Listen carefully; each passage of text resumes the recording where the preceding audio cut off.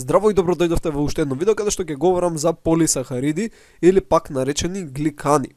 Тоа се големи аглихидрати кои што се составени од голем број моносахаридни единици. Како што ни кажува самото име, значи полисахариди, составени од повеќе моносахаридни единици.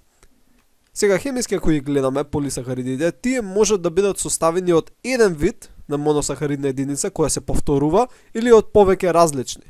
Во ред.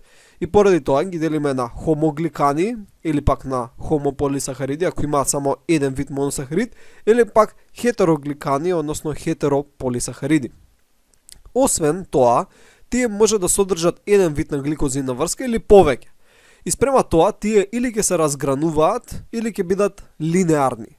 Така што можеме да ги поделиме на линеарни или разгранети. И овие две поделби се всушност овде сумирани.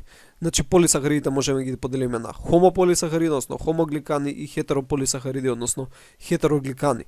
При тоа може да бидат линеарни или разгранети.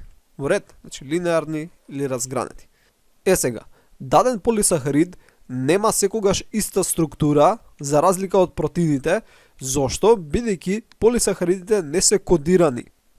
Односно, кога говоревме за протеините, увидовме дека даден протеин при дадени физички и хемиски услови секогаш ќе има иста тридимензионална структура. Значи ќе биде составен од изброј на аминокиселини, под исти редослед и иста конформација ќе има во просторот. Но тоа не важи за полисахаридите.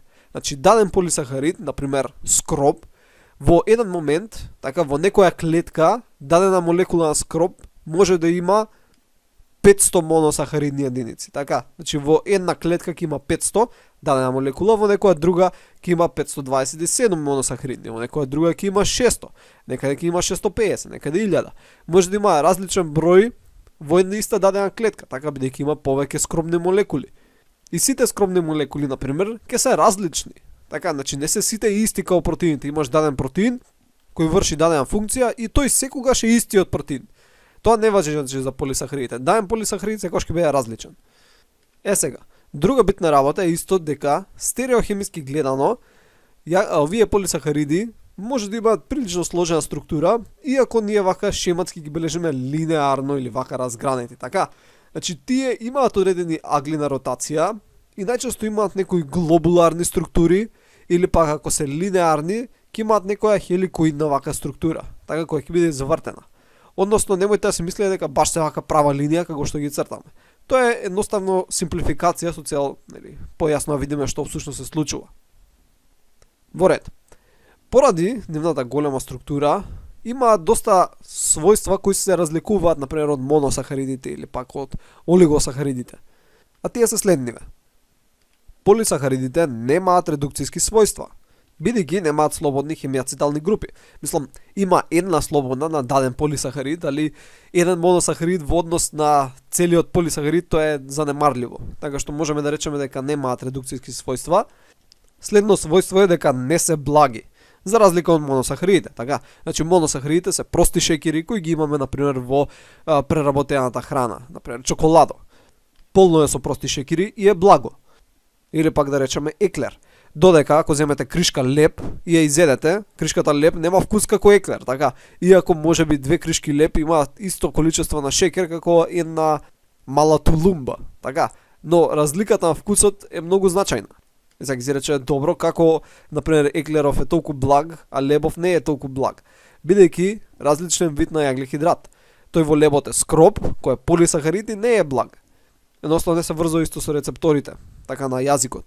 Сега ако ставите леб, така во уста, и го оставите малце подолго време, имате алфа-амилаза во устата, значи тоа е ензим кој го разградува полисахаридот, односно скробот, и со тек на време се добиваат помали фрагменти од јаглихидрати, така. Сега ќе се стигне некогаш до моносахарид, најчесто ќе бидат некои дисахариди, олигосахариди, кои имаат поблаг вкус, така што со тек на време лебот во уста ќе стане поблаг, но обично кога го јадете нема тој некој си значителен благ вкус. Иначе да беше така, си поминеш по улица, скинеш лист од некое дрво и го джвакаш и ќе има вкусна чоколадце, така. И секој пат кога идеш на кај дома ќе си јадеш листови и ќе ти биде супер. Сега нормално ние не можеме да разградуваме целулоза и се, но поентата ми е таа. Сложените јаглихидрати, значи полисахаридите немаат благ вкус или пак во многу помала мера. Трето својство е дека не се растварат во вода, само набабруваат. Знаеме дека спомнавме дека моносахаридите, дисахаридите се раствараат. Така, значи сахарозата која ја имаме дома, ја ставиме у вода, ќе се раствари, додека полисахаридите не се раствараат така лесно. Сега исто така под дејство на киселини, висока температура или ензими, нели како што спомнав со лебот во устата, полисахаридите може да се разложат до моносахариди. Најчесто некои по прости шеќери не мора секогаш да стигне до моносахарид, зависно колку време ќе биде под дејство на киселина или висока температура или ензим, ќе се стигне до попрости шеќери. И ова често се прави нели на вежби по биохемија. Ќе ставите нели скроб, ќе оставите под висока температура, киселина или пак со ензими и ќе гледате на кој временски период до каде е стигната реакцијата. Ќе правите лугова проба да видите кои декстрини ги има. Односно колку е разложен скробот. Друга работа е дека полисахаридите можат да имаат структурна, функционална, не е запишано, или резервна, односно енергетска улога во организмот. Како резервна, најчесто го сретнуваме гликогенот и скробот, додека остатокот од полисахаридите главно имаат структурна или функционална улога во организмот. И тоа не важи само за кај луѓето, него кај сите живи организми. Ајде сега да го видиме првиот полисахарид, односно скробот. Прв полисахарид за кој ќе говорам е скробот. Значи скробот е резервен полисахарид кој го сретнуваме кај растенијата. Значи растенијата преку процесот на фотосинтеза создаваат нели шеќери, поточно моносахариди кои ги складираат понатаму во форма на полисахариди, односно во форма на скроб, односно во форма на скробни зрна. Значи ова се скробни зрна кои ги сретнуваме внатре во хлоропластите. Може да бидат надвор од хлоропластите, но овде имаме нели слика од хлоропласт под електронски микроскоп, ги гледаме тилакоидите и ги гледаме скробните зрна. Под светлоцен микроскоп изгледаат скробните зрна следниот начин, така значи вака изгледаат. И ако можете овдека например да приметите, тука имаме нешто како центар и имаме како слоеви. Така значи има како мали линии, иако не се познаваат до толку, така значи слоеви на таложење. Океј, бидејќи не е ова една молекула, него со тек на време, преку процесот на фотосинтеза, се повеќе и повеќе слоеви се акумулираат и се добиваат вакви скромни зрна. Сега ако тоа би го нацртале, би изгледало нели на следниот начин. Така и некогаш можеби ќе треба да ги цртате. Имаме како еден центар од каде што имаме повеќе и повеќе слоеви. Сега, ако го видиме скробното зрно, односно скробот во дадена растителна клетка, всушност имаме два вида. Значи имаме амилоза и амилопектин. Амилозата отприлика го гради центарот на скробното зрно, додека амилопектинот го гради остатокот, така значи надворешниот дел од скробното зрно. И кај најголем дел од растенијата, околу 20% од скробот е во форма на амилоза, 80% е амилопектин. Кај некој растенија може да е различно, но не многу, значи може да биде 70 со 30, но генерално, така, амилопектин има многу повеќе од амилоза. И двете не се раствараат во ладна вода, иако амилозата може, но сепак е многу мала растврливост. Скробот е хомогликан, така значи хомополисахарид, бидејќи е составен само од алфа-Д глукоза. Значи алфа-Д глукоза и се повторува тоа. Сега ќе речеме добро што е разликава помеѓу амилопектин и амилоза. Па кај амилозата имаме само алфа-1,4 гликозина врска, додека кај амилопектинот имаме и 1,4 и 1,6. Тоа значи дека амилопектинот е составен од алфа-Д глукоза која се разгранува, додека амилозата не е разгранета. Во ред? Сега исто така, амилозата може да е од 300 до 1000 моносахаридни единици, додека амилопектинот скоро секогаш е над 1000. До неколку илјади. И овдека е многу битно да запамтите дека иако е составена нели од алфа-Д глукоза, разгранувањето е на секој од прилика 25 моносахаридни единици. Така значи 1, 2, 3, 4, 5, 6, 7, 8, 9, 25, кои дат 1, 4, така 1, 4, 1, 4, и нека е на 25-тото имаме овдека 1, 6. Во ред? Значи, од прилика на секој 25-та моносахаридна единица имаме 1,6 разгранување. Во ред? И тоа е битно со цел да се направи разлика помеѓу амилопектинот и гликогенот, кој ќе го разгледаме за кратко. И овдека имаме шематско представување, така значи имаме амилопектин кој е разгранет, така и се овдека не е точно представено, но замислете се дека на секоја 25-то имаме разгранување. Така че тука е 25, тука е 25-то, 25-то, 25-то, 25-то. Имаме разгранување.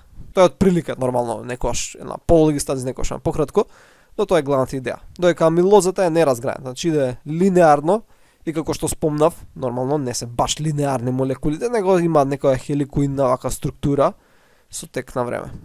Океј. Тоа е главното за скробот. Значи го имаме кај растенијата и нема некој си многу благ вкус. Следниот полисахарид е гликогенот. Значи овој го имаме во анималните клетки, но исто така и во клетките кај габите. Во ред. И ние гликоген, како полисахарид, така резервен полисахарид, го имаме главно складиран во хепарот и во мускулите. И вака би изгледало на електронски микроскоп. Значи овие црвени гранули се молекули, односно глобули, бидејќи гликогенските молекули се многу големи, образуваат глобуларна структура имаат на гликоген, кои служат како резервен шекер. И како што спомнав, главно го имаме во хепарот и мускулите. Иако всушност го имаме во сите клетки, најмногу тука е застапен. Сега во хепарот околу 6% од масата на хепарот, така го ставиш на вага, е всушност гликоген. Ред, додека во мускулите гликогенот опфаќа околу 0,5 до 1% од масата на даден мускул. Но иако е ова случајот, ќе си речете 6% од масата на хепарот е гликоген, додека 1% од масата на мускулите е гликоген. Пак има многу повеќе гликоген во мускулите него хепарот. Зошто? Бидејќи иако е 1%, имаме многу повеќе мускулна маса. Така че хепарот е еден орган, црниот дроб. Така тежи сега, не знам, карикирам, лупам 2-3 кила, така. 6% од 2-3 кила не е многу во однос на 1% од 60 кила. Така. Значи ако имаш ти 50 кила мускул, 1% тоа се 500 грама гликоген. Додека, не знам, 6% од 3, тоа е значи 3 100 по 6, тоа е 0,03 по 6, 0,1, односно 180 грами. Така, значи овдека ако имавме 500 грами, овдека имаме 180. Така што има многу повеќе гликоген во мускулите него во хепарот на апсолутна вредност. Но, гликогенот кој е во мускулите служи само за мускулите. Значи тој главно не излегува од мускулите за да влезе во циркулацијата. Додека гликогенот кој е во хепарот може да се разложи и да помогне, нели, во регулирање на концентрацијата на глукоза во крвта. Односно ја зголемува. Така, значи гликогенот се разградува, иде во крвта и ја зголемува крвната глукоза. И имаме доволно резерви во хепарот, така што може да се одржи крвната глукоза 12 до 18 часа само од хепарот, значи не мора да се трошат масните резерви. Во ред?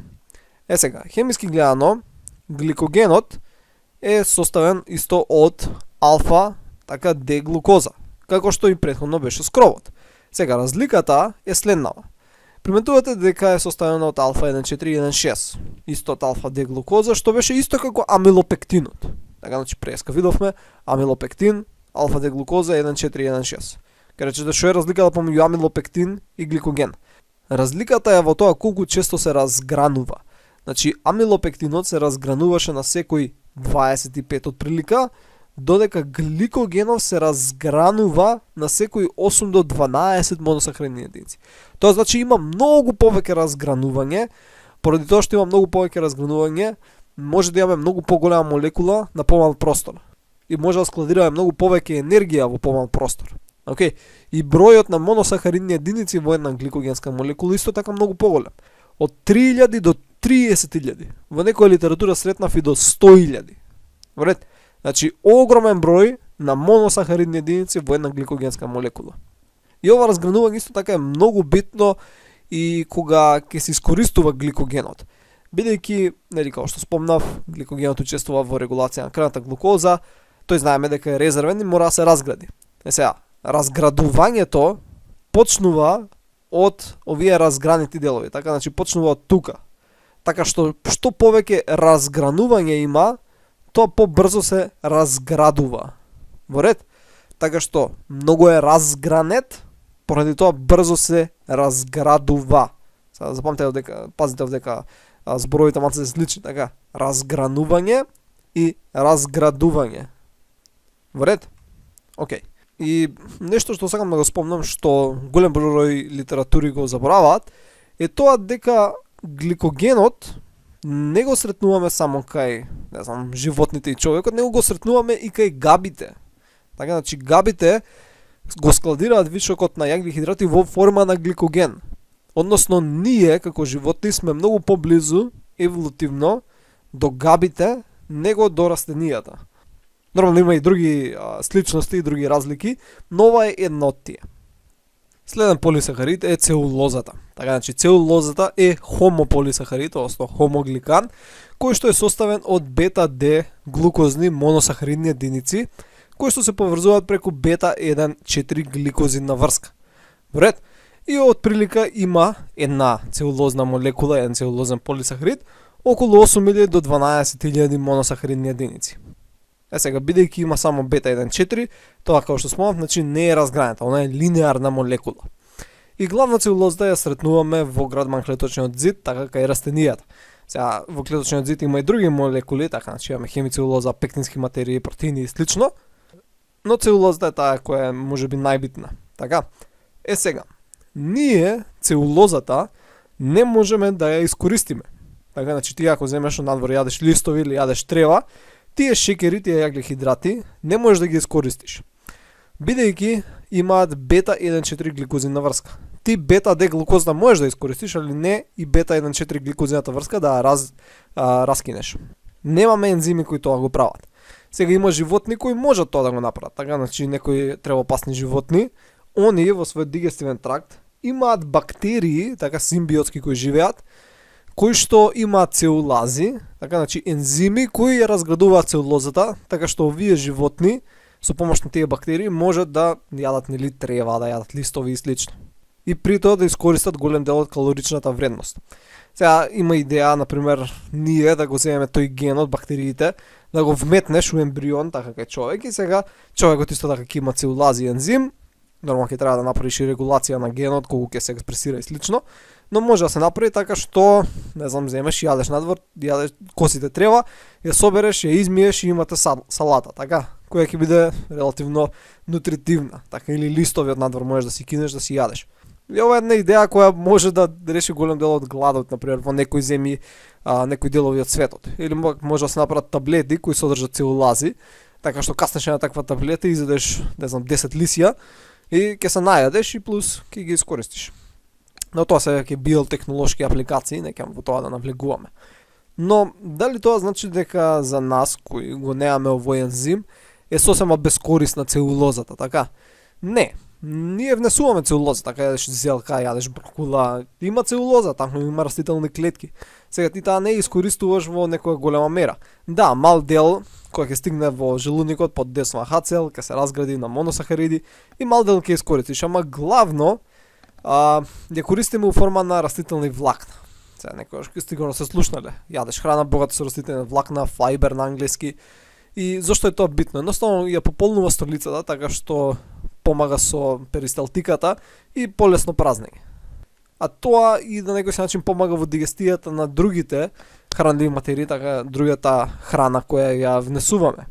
И нормално не е ова само целулозата, има некои пектински и други олигосахариди кои исто така действуваат како растителни влакна, но голем дел е од растителните влакна се всушност целулоза, значи полисахарид кој не го разградуваме.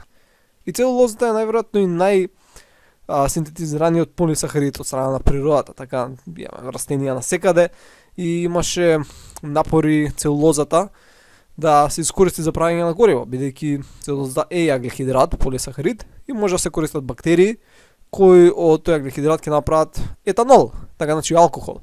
Ти буквално взимаш листови, собраш листови, трева, ги ставиш и направиш од тоа етанол и после тој може да се користи за енергетски употреби. Но, окей, тоа се веќе апликации кои не занимаат до толку многу. Сега, сакам да видиме некои полисахариди кои не се од толку големо значење, но сепак се спомнуваат. Први кои ќе спомнеме се овие хомополисахариди, значи декстрини, декстрани и хитин. Декстрините и декстраните многу често мислите дека тоа е исто, но всушност се различни.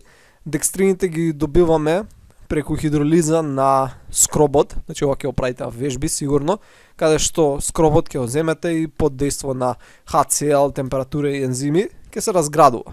Така што со тек на време ќе се добиваат попрости фракции од скробот и со помош на лугова реакција ќе добивате различни обојувања. Така, значи, ќе добивате амилодекстрини, еритродекстрини, ахродекстрини. Првите ќе бидат сино обоени, еритро ќе бидат црвено обоени, ахро ќе бидат безбојни. И кога веќе нема да добивате боја, ќе знаете дека скробот бил хидролизиран, така например до ахродекстрини, до моносахариди и слично. Значи тоа не се ништо друго него фракции од дадени полисахариди. Сега декстрани се полисахариди кои имаат добро алфа 1,4, 1,6, 1,3, 1,2 и главно се создадени од страна на бактерии и квасци. Значи декстраните и тие ги сретнуваме пример во плаките кај забите, кога имаш например ошtetување на забот, тука може да има такви полисахариди, односно декстрани, кои бактериите може да ги користат за да се прикачат подобро на површината.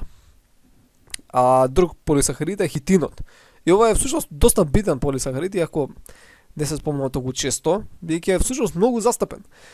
Обвивката на најголем дел од инсектите, не само инсектите, артроподите општо, значи и пајаците, тука спаѓаат и крабите и слично, е создадена од хитин. Така, значи цврстата крцкава обвивка, кога си ги замислите бумбар и однадвор има всушност хитин, хитинска обвивка. Тоа е полисахарид. Океј, значи тоа е полисахарид кој е главно составен од N-ацетилглукозамин, кој што се повторува и е поврзан преку бета 1,4 гликозидна врска. Значи ова е хитинот. Сега освен кај артроподите, го сретнуваме и кај фунгите, поточно кај базидомикота. Мислам, го има кај сите фунги, учествува во градбата на клеточниот зид кај фунгите. Значи фунгите не се како растенија. Они имаат клеточен зид фунгите, ама различен е од тој од растителниот. Значи, кај фунгите клеточниот зид содржи и хитин, и има некои други различни спецификации. Иако ова, не знам зашто, многу ретко се учи за габите, али тие се всушност многу интересни, имаат многу работи кои се разликуваат од растенија и општо од сите други живи организми. Али доста може да бидат покомплицирани, може затоа не се изучуваат или не знам што е баш точна причина.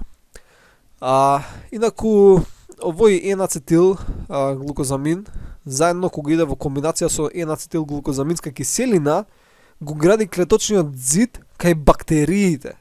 Значи ова вака е клеточен зид кај габи, така целулозата беше клеточен зид кај беше целулозата, клеточен зид кај растенија, додека ова вака е кај бактерии. Океј, значи се тоа се клеточни зидови. Клеточен зид кај габи, клеточен зид кај растенија, кај бактерии, али се различни. Имаат различни компоненти. Имаат некои кои се исти работи, но имаат и некои вака спецификации кои се специфични. Сега овој клеточен зид кај бактериите, ние имаме например ензими кои го разградуваат. Лизозим, го имаме тој ензим кој се наоѓа во солзите например, така, и имаш бактерии, например на окото, имаш солзи и они тука го разградуваат клеточниот зид и бактериите умираат. Океј, например пеницилинот, кој знаеме антибиотик, дејства на сличен начин, односно оневозможува создавање на цврст клеточен зид, така што бидејќи бактериите имаат голем внатрешен притисок, подействува пеницилин, прават слаб унаводници клеточен зид и умираат. Тоа е главниот механизам, нормално тука симплифицирам.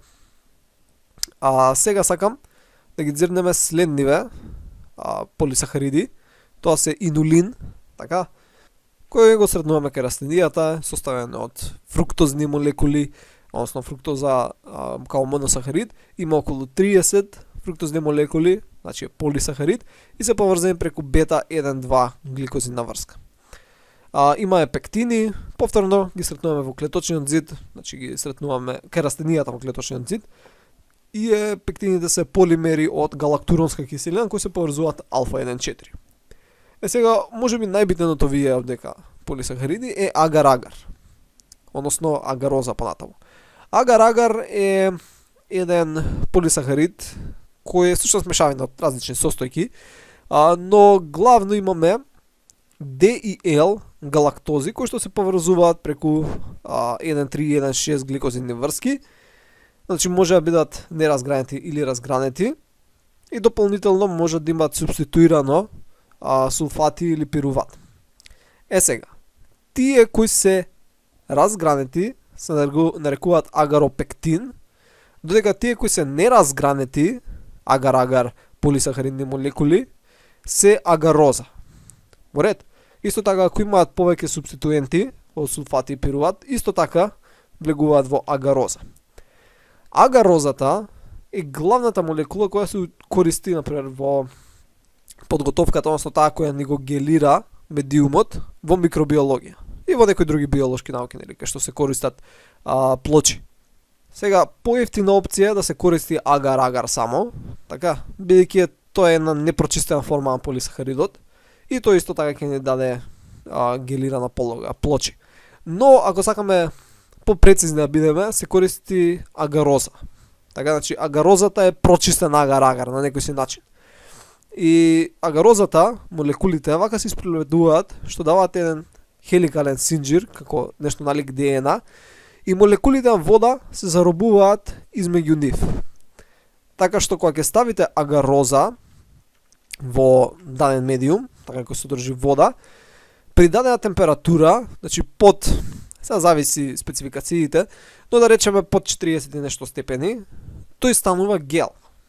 Во ред, над 40 и нешто степени е во сол состојба. Така, значи не се вака како конци, така што ако имаш воден раствор, му ставиш агароза и е над 40 степени, ќе биде течно. Значи ќе се остане течно.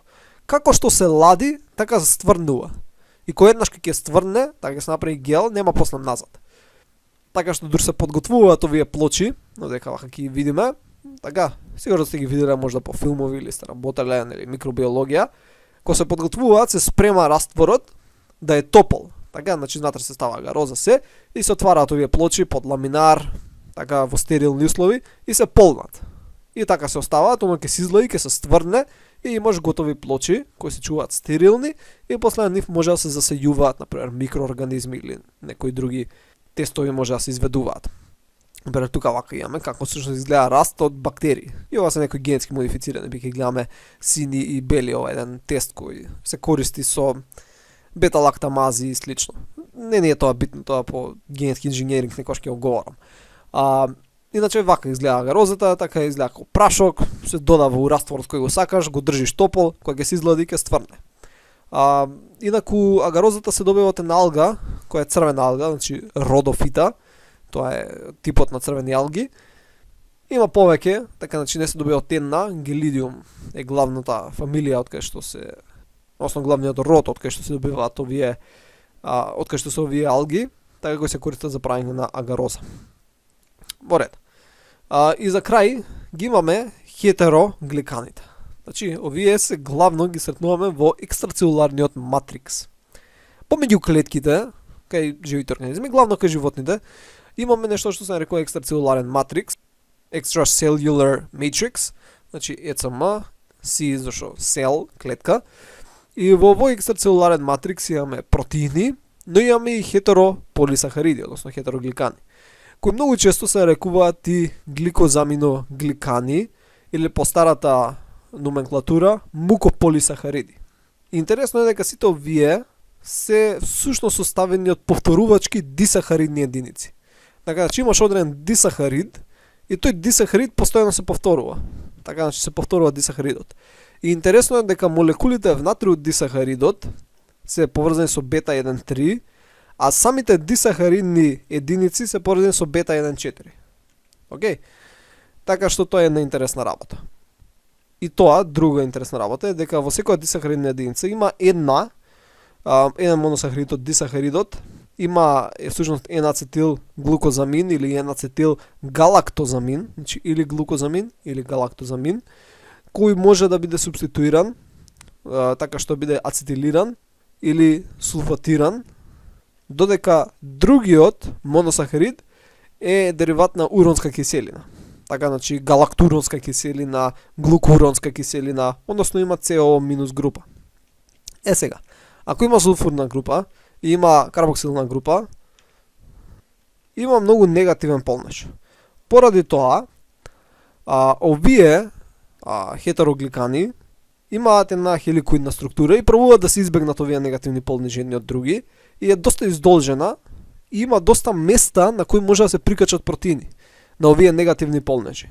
Во ред, така што многу протеини може да се прикачат на овие хетерогликани и овие протеини заедно со овие хетерогликани го даваат овој екстрацелуларен матрикс. Значи дека овие работи некако брзо ги кажав, тоа е бидејќи ја не сметам дека ви се толку битни. Едноставно некако саканах ги запамти или колку да имате некое општо познавање, но не мора да ги запамтите. Така, барем ја не сметам дека треба да ги памтите. Инаку кои се овие полисахариди кои учествуваат во градма на екстрацелулариот матрикс? Тоа се хиалуронска киселина, хондритни сулфати, кератински сулфати, хепарин. Хиалуронската киселина ја сретнуваме во екстрацелулариот матрикс на раскавичното ткиво, тетивите, ја сретнуваме во синовијалната течност и главно ја слушате кога се говори, нели, онака за подмладување да изгледа помладолика кожата, бидејќи е дел од екстрацелулариот матрикс на епителното ткиво и може да даде за таков помладолик изглед. И некои бактерии, например, кога сакаат да овозможат влез во организмот, користат ензими, хиалуринази, кои го разградуваат хиалуринот со цел да може да влезат подлабоко во ткивото. Следни се хондритни сулфати, овие ги сретнуваме во подсврстот ткиво, например, во коските, раскавиците, некои други сврзни ткива и слично. Имаме отприлика 3 различни вида на хондритни сулфати, А, Б и С. Не дека тоа ви значи нешто, оставно онака како информација. Имаме кератински сулфати кои ги сретнуваме во рогови, во нокти, во папци и слични епителни рожби. Имаме хепарин, ова е можеби најбитниот, значи е создаден од страна хепарот, од страна маст клетките и ова е полисахарид кој учествува во, односно има антикоагулационо дејство. Значи спречува коагулација, така. Сега ти ќе речеш, добро, нас ни треба да ни коагулира крвта, така го се оштетиме некаде, имаме грмнатинка, треба да се затвори раната. И окей, треба, но не сакаш да ти коагулира крвта, нели, внатре во крвните садови. Така што потребно да имаш и некои антикоагулациони агенции, а таков е, например, хепаринот. Механизма на дејство сега не занима толку, но битно е да знаете неговата функција. Ова се употребува и во клиничка пракса, значи кога се полнате провети, така за крвна слика кога правите, хематолошки, има, нели, кои се обложени со хепарин, така што за крвта внатре не коагулира, за да може да се направат анализи. И окей, тоа беше главно се за ова видео. Се надам дека научивте нешто ново и ќе се видиме во наредното видео.